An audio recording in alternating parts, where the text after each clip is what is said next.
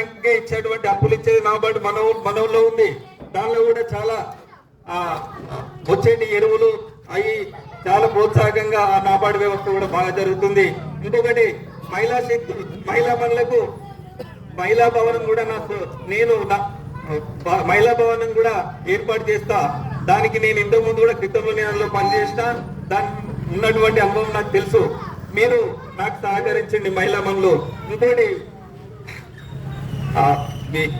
18 నుంచి 20 సంవత్సరాలు ఉన్నటువంటి నిరుద్యోగులు వాళ్ళు ఇప్పుడు పొద్దున్నే లేచి కుట్నూరుపల్లి గడ బండి పెట్టి బస్సు ఎక్కి గౌరారము తర్వాత ఇంకా ఇక్కడెక్కడికో 40-50 కిలోమీటర్లు పోయి డ్యూటీ చేసుకొని వస్తుండ్రు.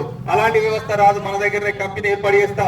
నేను రాగానే కంపెనీ గురువునపేటలోనే అతి దగ్గరలోనే మనకున్నటువంటి నా స్నేహితులు ఉన్నారు, వాళ్ళు కూడా ఇక్కడ కంపెనీ పెట్టడానికి ఉన్నారు. ఆ వ్యవస్థను కూడా నిరుద్యోగ సమస్య అనేది రూపం అవ్వడానికి నేను ముందుకు వచ్చిన.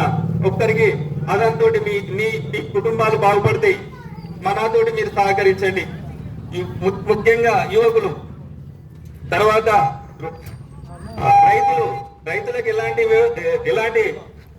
ఎలాంటి వ్యవస్థ ఉన్నా కానీ రైతులకు బ్యాంకులలో కానీ రుణమాఫీలో కానీ తర్వాత వాళ్ళకు ఉన్నటువంటి ఏ సమస్యలను ముందుండి నేను చేస్తా. ఇంకొకటి మన ఊర్లో సమస్యలు ఏమున్నా కానీ ఇక్కడనే ఓడిపోవాలి, పోలీస్ స్టేషన్ దగ్గర పోవద్దు. అలాంటి వ్యవస్థ కూడా మనం తీసుకొద్దాం.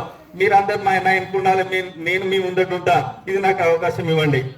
ప్రతి ఒక్క కుల సంఘాలకు కానీ అన్నదమ్ములకు కానీ మీ పాదాభివందనాలు చేస్తున్నా. మీరు నాకు గుణం తెలుసు.